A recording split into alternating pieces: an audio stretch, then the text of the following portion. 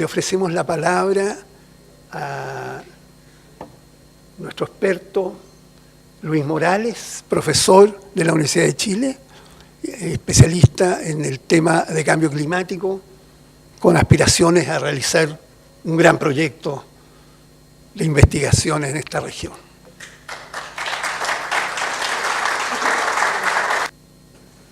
Bueno, buenos días.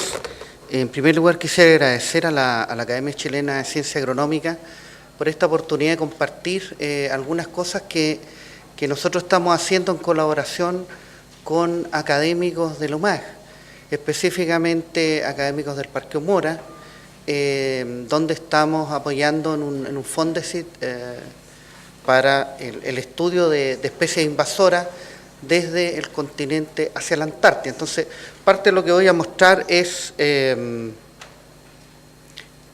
aquello que estamos trabajando. Ahí sí. Bien, es sabido por todos que la variabilidad climática en Chile nos tiene un poquito asustados, primeramente porque muchos de nosotros por primera vez estamos experimentando este tipo de fenómenos intensos. Por ejemplo, yo había estudiado nada más en los libros de historia sobre las grandes sequías que habían ocurrido en la época de la colonia, y nos tocó hace muy poco vivir una que duró casi 10 años. Sin embargo, esto nos ha puesto en alerta absolutamente a todos, y básicamente una de las principales objetivos, por lo menos que nosotros estamos trabajando, es básicamente poder bajar la escala de la resolución de los modelos de circulación general de la atmósfera. Los modelos de circulación general de la atmósfera, pequeñamente, son modelos globales que se corren en los grandes centros meteorológicos. En Sudamérica solamente está Brasil y no hay nadie más corriendo modelos de esta naturaleza. Primero, porque se necesitan computadores gigantes, no tenemos. Y en segundo lugar, porque tampoco tenemos la masa crítica de meteorólogos como para poder hacerlo, ¿no? Sin embargo, nosotros hemos hecho uso hasta el día de hoy de todos los modelos que salen de estos centros, y para ser sintético, se calcula un valor climatológico más o menos del orden de los 25 kilómetros los mejores, los otros del orden de los 250 kilómetros, es decir, un dato cada 250 kilómetros. Ahora, para la agricultura eso no sirve, entonces por lo tanto nosotros hemos desarrollado herramientas que permiten bajar esa escala, y eso es lo que voy a mostrar un poco brevemente.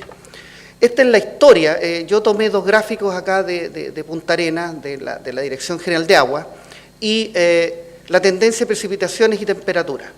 En precipitaciones ha sido más o menos continua la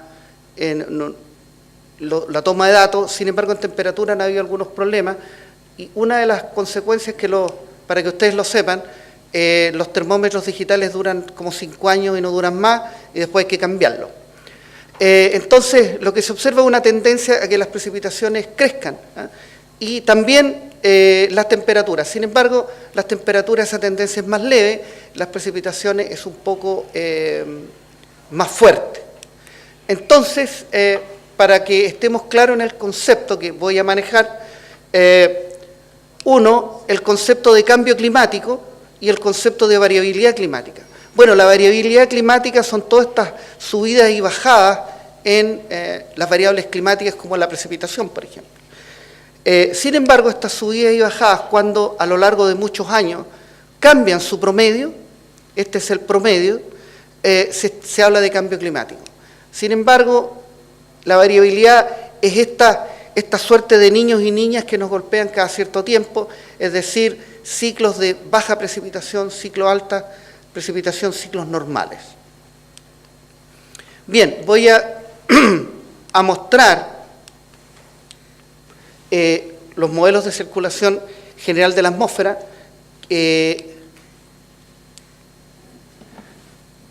Primeramente partiendo que estos están fuertemente apoyados en estaciones meteorológicas.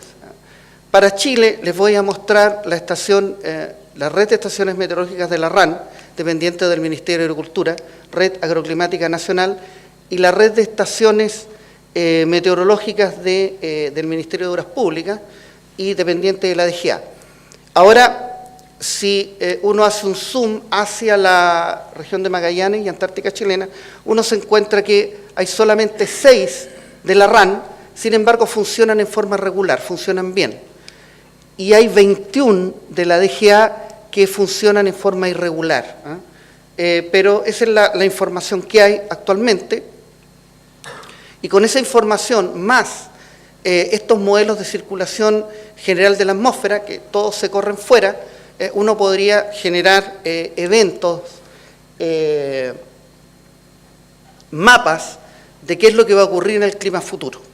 Entonces, por ejemplo, aquí estoy mostrando cómo es la salida de un modelo de circulación general de la atmósfera y cómo es un cambio de escala para aplicar estos modelos a nivel agrícola. Lo que nosotros hacemos es más o menos pasar de 25 kilómetros o 10 por 10 kilómetros a 1 kilómetro cuadrado. Entonces, de esa manera, uno puede observar mucho mejor lo que ocurre con la transición de las variables meteorológicas, es decir, con la distribución espacial. Ahora, nosotros básicamente trabajamos con modelos estadísticos y básicamente porque no tenemos computadores lo suficientemente potentes como para poder correr un modelo dinámico. Ahora, lo interesante de los modelos estadísticos es que es posible implementarse en cualquier lado y podemos reducir de escala todos los modelos de circulación existentes. ¿Cuál es lo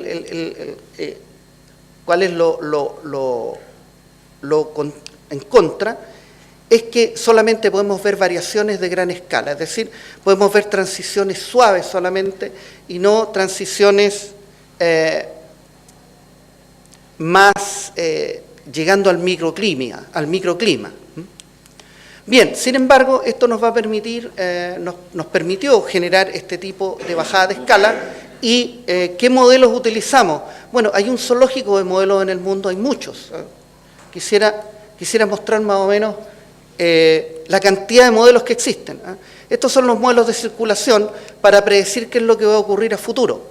Entonces, si ustedes observan, hay de todo. Entonces, por lo tanto, hay que entregar herramientas a los tomadores de decisiones para que puedan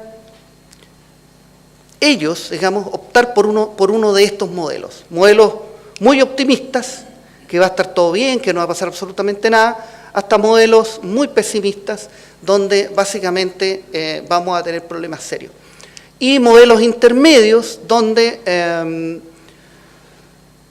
muestran una probabilidad de ocurrencia de este fenómeno. Ahora, ¿con cuál de ellos nos quedamos? Bueno, eso hay que verlo un político, también hay que ver con las capacidades económicas de un país, porque decidirse por uno de ellos significa que hay que invertir dinero.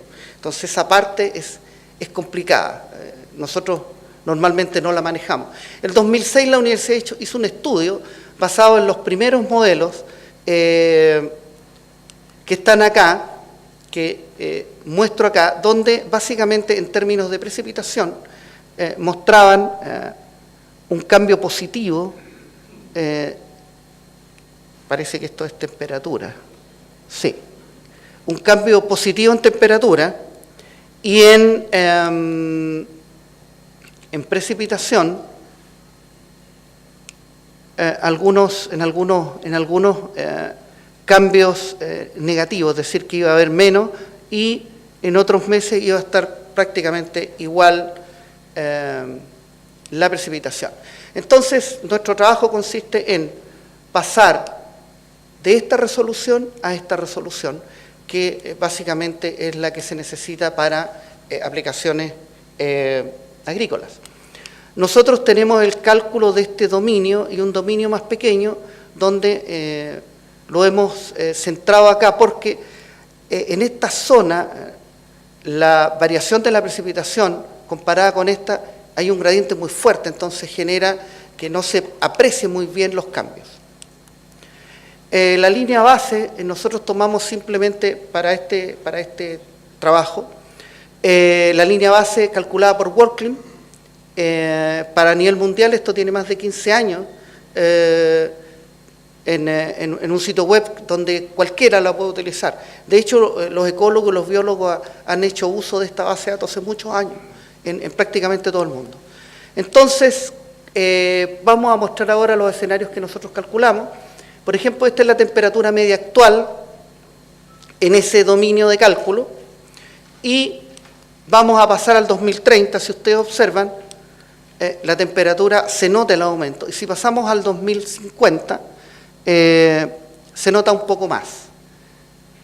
Voy a retroceder y voy a avanzar, se va poniendo más roja la región, y esto en esta escala que está aquí significa que la temperatura está aumentando.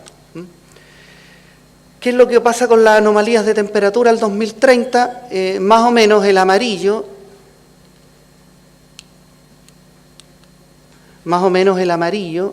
estamos hablando entre medio grado y 1 grado de aumento.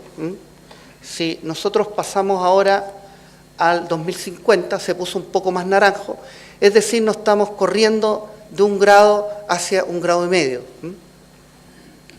Y en términos de amplitud térmica, esta es la línea base, la amplitud térmica también está aumentando considerablemente.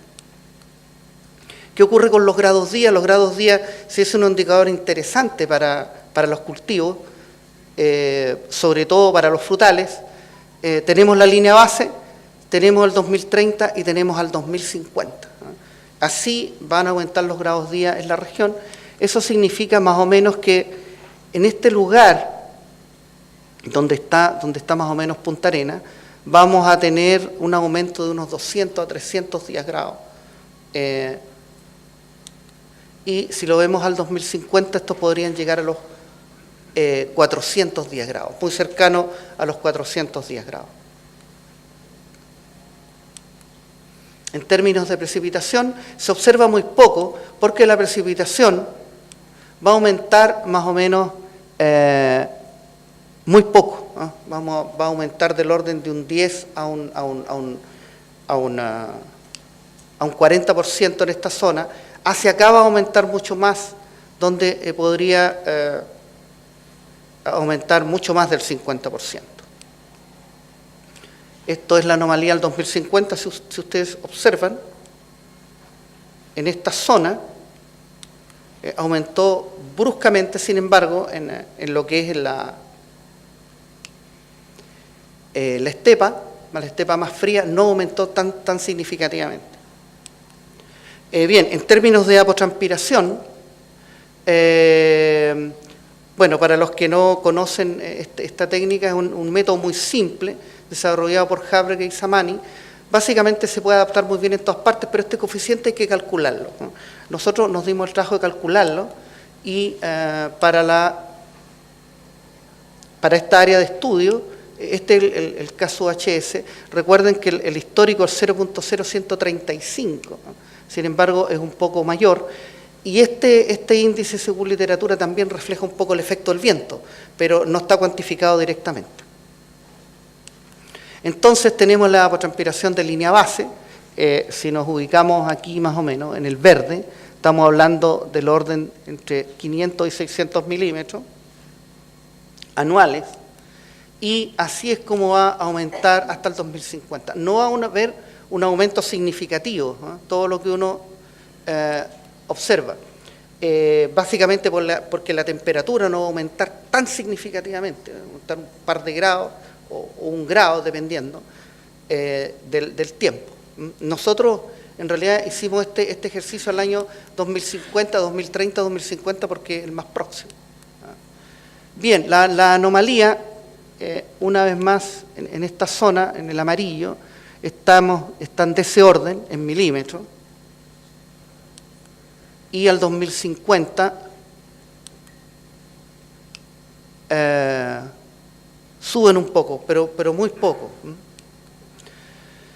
Finalmente, simplemente para poder resumir toda esta información, la productividad primaria, como ya me queda muy poco, voy a tratar de ver solamente cuánto es lo que va a aumentar en porcentaje. estamos hablando de un aumento al 2030 de la productividad primaria potencial entre un 5 y un 10%,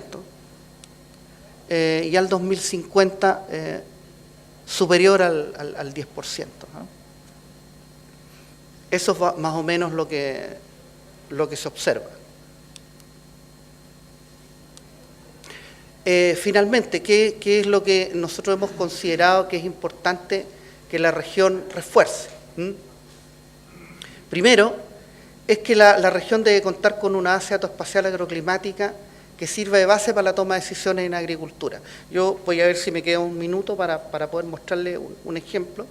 Esto es muy importante porque, en el fondo, si se quiere incursionar en algunos nuevos cultivos, lo primero que hay que averiguar es cuál es la adaptabilidad que tiene ese cultivo en el territorio. Y con una base de datos apropiada sí se puede hacer. Segundo,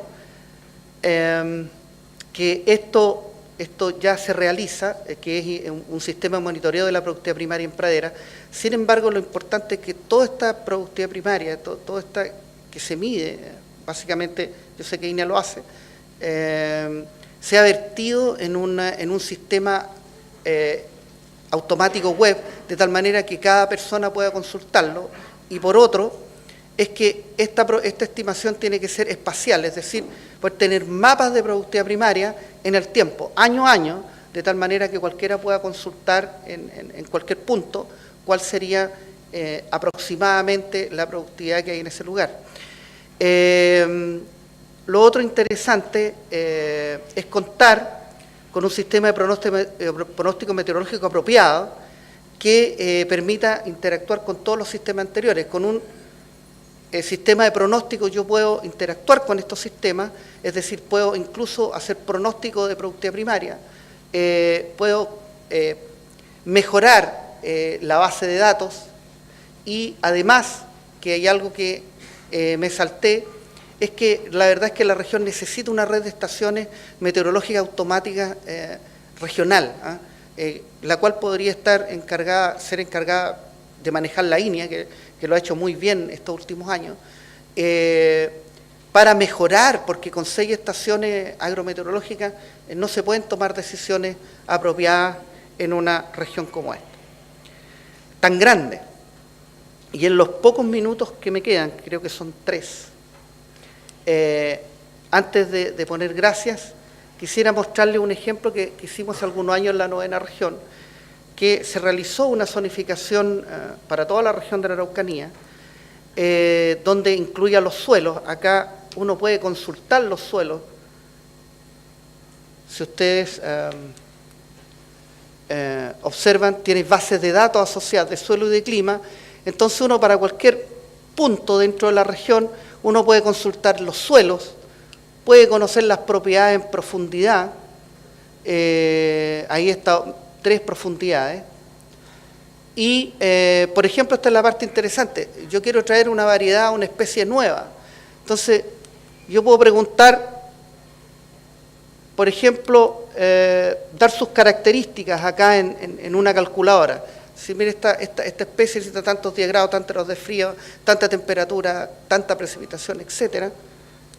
Y yo puedo dibujar dónde serían el territorio más apto para esta especie. Pero también podría, si a este agricultor de acá le fue bien, por ejemplo, sacó premios por su producto extraordinario, yo podría preguntar también dónde existen las mismas propiedades de suelo y clima en otro lugar. Y uno podría también conocer dónde están los lugares apropiados para poder expandir ese producto que tuvo una calidad premium, pero que es necesario aumentar su producción. Bien, yo solamente esta parte quería mostrarles. Muchas gracias.